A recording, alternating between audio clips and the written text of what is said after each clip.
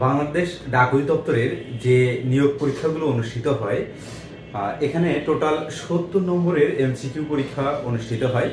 এই ৭০ নম্বরের এমসিকিউ এর মধ্যে বাংলা থাকে, বাংলা ২০ নম্বরের, অর্থাৎ ২০টি এমসিকিউ থাকে। ইংলিশ ২০ নম্বর, গণিত ২০ নম্বর এবং সাধারণ জ্ঞান। এই সাধারণ জ্ঞানের মধ্যে আন্তর্জাতিক এবং বাংলাদেশ বিষয়গুলি দুইটা পার্টি থাকে। সাধারণ জ্ঞান হচ্ছে 10 নম্বর। এই টোটাল ৭০ নম্বরের পরীক্ষা অনুষ্ঠিত হয় 1 ঘন্টা সময়ব্যাপী। সবচেয়ে সত্য কথা যেটা, সেটা হচ্ছে এই ৭০ নম্বরের এমসিকিউ পরীক্ষায় কোনো ধরনের নেগেটিভ মার্কিং নেই, অর্থাৎ কোনো এমসিকিউ যদি আপনি ভুল দেখান তাতে কোনো প্রবলেম নেই, অর্থাৎ আপনার কোনো মার্ক কেটে যাবে না। তো এটা হচ্ছে মূলত এমসিকিউ পদ্ধতিতে পরীক্ষাগুলো অনুষ্ঠিত হয়। এরপরে ভাইবা হয় 30 নম্বরের। দেন এই 70 আর 30 100 নম্বরের মধ্যে আপনার মেধা স্কোর তৈরি করে বাংলাদেশ ডাক বিভাগে জনবল নিয়োগ দেয়া হয়। তো আজকে আমরা এই বাংলাদেশ ডাক বিভাগের নিয়োগের পরীক্ষার জন্য আরো একটু গুরুত্বপূর্ণ ম্যাথ দেখবো। এই ম্যাথটি দেখুন, ডাক অধিদপ্তর উপজেলা পোস্টমাস্টার পদে এসেছে 2016 সালে। এখানে বলা হচ্ছে 3, 5, 7 ধারাটির n সংখ্যক পদের সমষ্টি কত? n সংখ্যক পদের সমষ্টি কত? n এর মান যদি 5 হয় তাহলে 5টি পদের সমষ্টি কত? n এর মান যদি 7 হয় তাহলে 7টি পদের সমষ্টি কত? n এর মান যদি 10 হয় তাহলে 10টি পদের সমষ্টি কত? মানে এভাবে আমরা কথাটা সাজাতে পারি। বাট এখানে কিন্তু বলছে যে n সংখ্যক, মানে একটা কমন একটা টার্মের কথা বলছে যে n সংখ্যক পদের সমষ্টি কত। দেখুন, এই ম্যাথটি করার আগে ছোট্ট একটা বিষয় আমরা দেখে আসবো, তাহলে আমরা এই ম্যাথটি ইজিলি পারবো এবং সব সময় আমাদের মনে থাকবে। কোনো কিছু মনে রাখতে গেলে আপনাকে কিন্তু অবশ্যই ব্যতিক্রমধর্মী কিছু জিনিস আপনার জানতে হবে, না হলে আপনার কোনো কিছু স্বাভাবিকভাবে আপনি সবকিছুই মনে রাখতে পারবেন না, অর্থাৎ স্বাভাবিকভাবে আপনি 100% মনে রাখতে পারবেন না। বাট কোনো একটা ঘটনা যদি মনে রাখেন বা কোনো একটা সিস্টেম যদি আপনি মনে রাখতে পারেন, তাহলে অনেকগুলো জিনিসই আপনার মনে থাকতে পারে।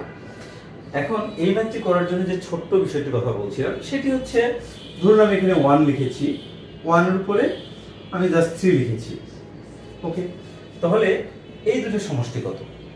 সহজ হিসাব, এই দুটো সমষ্টি হচ্ছে আমাদের 4। ওকে, এরপরে আমরা 1 + 3 + 5 দিলাম, তাহলে এই তিনটে সমষ্টি কত? 5 আর 3 8 আর 1 9। এবারে আমরা আরো একটা পদ বাড়াই দিই, 1 + 3 + 5 + 7, 7 + 12 13 14 15 16, অর্থাৎ এই চারটার যোগফল হচ্ছে 16, এই তিনটার যোগফল হচ্ছে 9, এই দুটোর যোগফল হচ্ছে 4। এখন এই যে আমরা টার্মগুলো পাইলাম, এটাকে একটা গতানুগতিক যে নিয়মগুলো রয়েছে এই নিয়মগুলোর মধ্যে কনভার্ট করার চেষ্টা করি, অর্থাৎ একটা রুলসে ফেলানোর চেষ্টা করি। দেখুন এখানে কয়টা সংখ্যা আছে? 2টা সংখ্যা আছে। আমি যদি কোনো কারণে কয়টা সংখ্যা? 2টা সংখ্যা 2 এর উপর স্কয়ার করি, তাহলে কিন্তু আমি 4 পাই যাচ্ছি। আবার এখানে কয়টা সংখ্যা আছে? 1 2 3, 3 এর উপর যদি আমি আবার এখানে স্কয়ার করি, 3 এর উপর স্কয়ার করি, কত পাচ্ছি? 9 পাচ্ছি। আবার 1 3 5 7 কয়টা আছে? এখানে 4টা আছে। যদি আমি 4 এর উপর স্কয়ারিং করি, 4 4 এ 16 পাচ্ছি। তার মানে আপনি দেখুন সিকোয়েন্সটা এরকম হতে হবে, 1 3 5 7 বিজোড় সংখ্যার, স্বাভাবিক সংখ্যার যে বিজোড় সংখ্যার যে ধারাগুলো রয়েছে সেই সংখ্যাগুলো যদি হয়, তাহলে এখানে যতটা পদ থাকবে ততটা পদের উপর তত উপরে যদি স্কয়ারিং করি, তাহলে ওই সমস্ত পদের আমরা যোগফলটা পেয়ে যাব। তো এখানে তাই কিন্তু বলা আছে 1 3 5 7, আপনাকে অবশ্যই ধারাটা দেখতে হবে। আপনার যদি কখনো এই ধারা ব্যতীত অন্য কোনো ধারা হয় তাহলে কিন্তু আবার হবে না, এটা মনে রাখতে হবে। এখানে দেখুন, যেমন আমি যদি অন্য ধারার ক্ষেত্রে যেমন 2 + 4 আছে, তাহলে এখানে কত? 2 2 এর উপর স্কয়ারিং করলে আমাদের 4 হবে, বাট এখানে আছে কত? 6 আছে। এক্ষেত্রে কিন্তু হবে না। তো আপনাদের এই ম্যাথটি করার জন্য এই ধারা কিভাবে গঠন হচ্ছে সেটাও জানতে হবে, এবং এই যে টেকনিকটা, এই টেকনিকটা আপনাকে জানতে হবে। এখন বলছেন n সংখ্যক পদের যোগফল। যদি এখানে 5 হতো তাহলে 5 5 25। এখানে যেমন 2টা পদ 2 এর উপর স্কয়ার, এখানে যেমন 3টা পদ 3 এর উপর স্কয়ার, যেমন এখানে 4টা পদ 4 এর উপর স্কয়ার। এখানে যদি 5 থাকতো তাহলে 5 এর উপর স্কয়ার হতো, সেইভাবে এখানে বলা হচ্ছে n সংখ্যক পদের সমষ্টি। n সংখ্যক মানে n স্কয়ার।